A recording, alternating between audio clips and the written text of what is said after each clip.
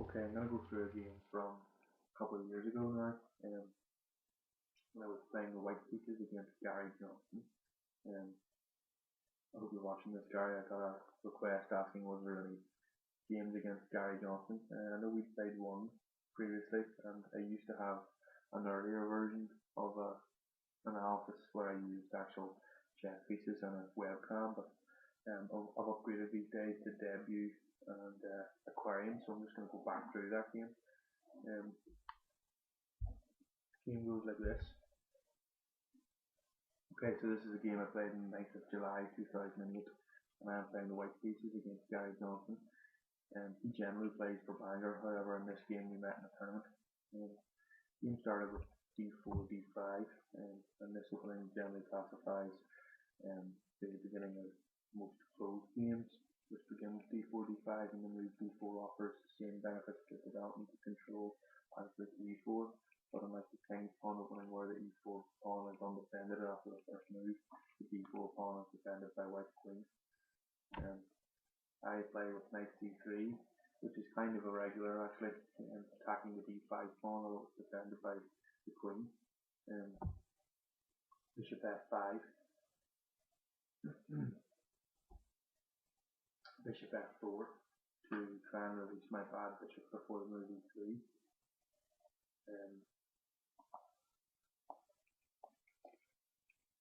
It also, from black's perspective, prevents the move d4, risking ending that by d takes e4, knight takes e4, bishop takes e4, winning white a piece, or black a piece, sorry. So after f4, game continues with knight f6, knight f3, h6, g3, e6, bishop d2, bishop d4, queen d2. And now I was trying to defend the knight. I think that a better response probably would have been a3, and if bishop takes c3, then b takes d3, and gives white an extra central pawn and opens to d5. So if I was to play that game again, I think I would have played a3. I'm not sure if anybody agrees. So the game continues with after queen d2, we go to knight e4, which throws the knight into the centre, attacking the pinned knight. However, c3 knight is defended twice, and the following exchange leaves white a minor piece up in a favourable position. a3, bishop takes c3, b takes c3, knight takes c3, queen takes c3, hitting c7. I know Gary wouldn't have played that, it was just a demonstration of the position. However, what it does do is that it attacks the d2 knight more specifically, and therefore white must do something with the knight. So the game continues queen e3, knight c6, white tackles, and then knight takes c3 with b takes c3, and then bishop d6. Now in this position, black is superficially up a pawn, as the c2 pawn is difficult to defend without the use of the queen on d2. The game continues then into the exchange, which is perhaps wrong.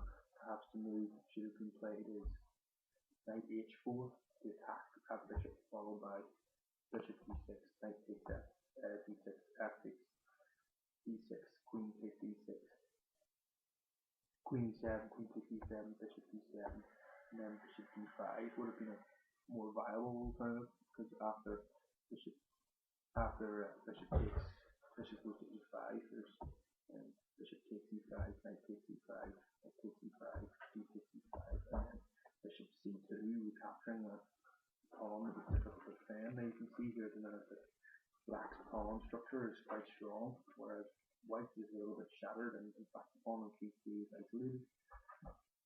We continue on here with f4, bishop f5, with an a d1, d7, and then c4 was white's last attempt, because should the pawn be taken in lines such as d takes c4, then bishop takes d7 with d8, rook takes d8, queen takes d8, queen takes a7, and castle leaves an equality to the game.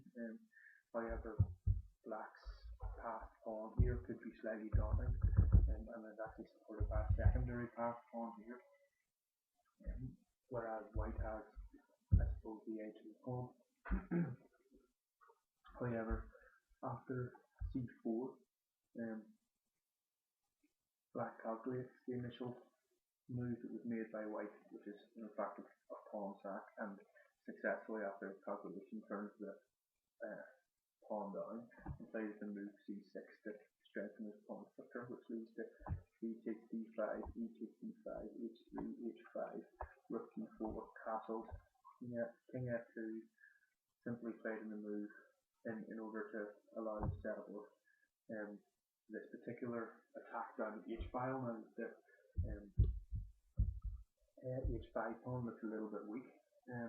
This was a little bit of an outlandish idea, but it was played with an idea in mind. However, I did miscalculate because, again, Gary calculates correctly with move sequence following g4, h takes g4, and then I missed the h takes g4 check, which loses the g4 pawn after queen h4, queen d3, queen takes d4, queen takes g4, bishop takes g4. Again, I carry on with my initial idea to try and open up the first and fourth ranks with pushing f5, which is indeed another pawn sack, and I think it was probably one pawn sack too much at this point. Bishop takes h5, rook h4, and as soon as the king moves to f7, then really the background mate is all over, because it gives black the escape square in e7. e4, d takes e4, bishop takes e4, bishop takes e4, rook e4, rook d2, e3, rook on a, d8, e6, rook on h3, king f4, rook d4. I do have this pawn, but it's very difficult to do much with it. It's probably my only strength. However, if I play e7, simply black plays king e8, king e3, rook e4, king e4, king e7, rook e1, and rook d7. So, with white clearly winning, unless I play e takes f7, which I did in the game, it leads to rook takes e4, king takes e4, rook e2, king d3, rook takes a2, king e4, rook e2, king d3, and then rook e7, at which point I resign because the a, b, and c pawns for black will just be impossible to stop, and one of them, or perhaps two of them, will eventually win and the game will be over. So that was a game I was just analysing from 2008, and hope you enjoyed it. Thank you.